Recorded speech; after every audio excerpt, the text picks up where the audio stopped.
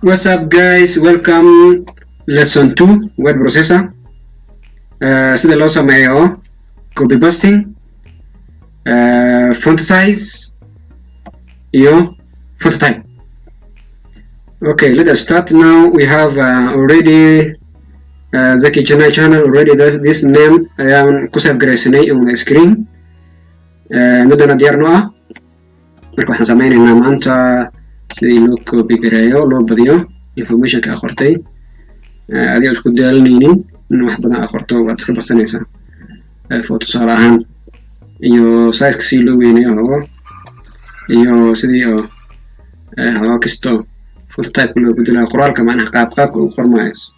See, now let's see here.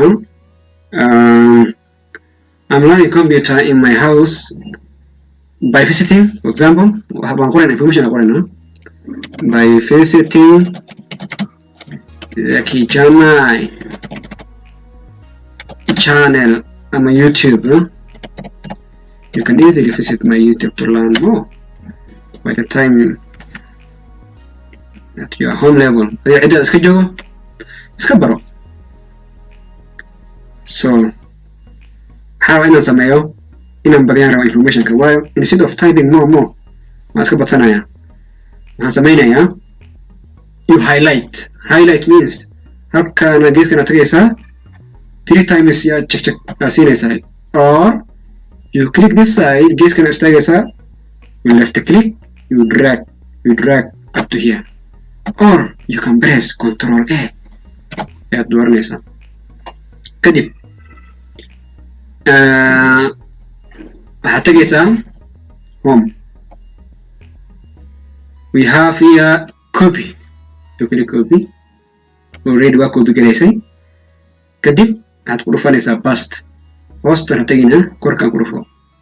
Waad ku celina 1 2 3 4 5 6 waa ku celina waa ku dhufanaysaa 7 8 9 this.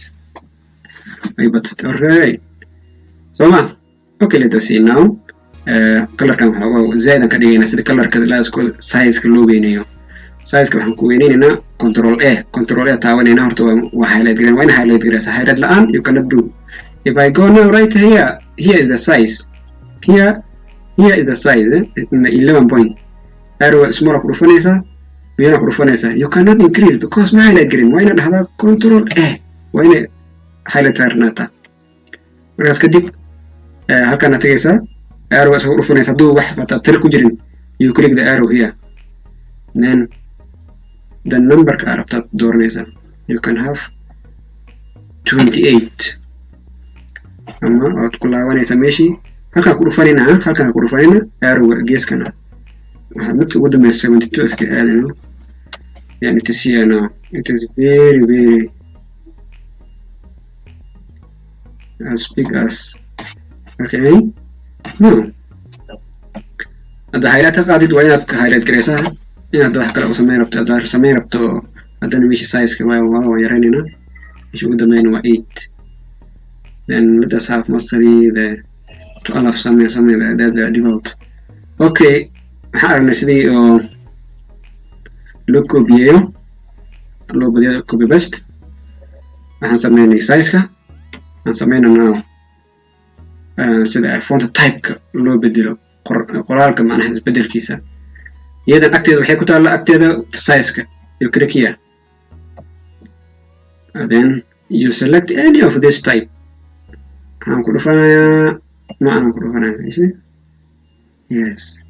Haduu highlight ka qaado meelaha aad ku dhufato saan ay noqoto waa inaad highlight gareysaa si aad bedesho. Waa iyadoo wax ku highlight gareysnayn you cannot do anything. Meeshaan ku laabanaya Algerian iska saarnay qoraalka. This is so fantastic. Halkii aan ku laabanaya I can go up to and add anything in style aan rabo. No, you can click here. No, like down one. Waad wadi kartaa until you find your best fit. Maybe it is this one. Yeah, you can read easily. This was my language. That's how we write. Okay. Okay, thank you for watching. kusoo dhawaada mar kale. We shall be stopping our lesson here. Halkan ku joojinayna casharkeena labaad. haddaad ka heshay subscribe sar, iska share garay in order dadka kalena iyagana cidahooda iska joogaan ay ugu faa'iidaystaan. So we meet you next time.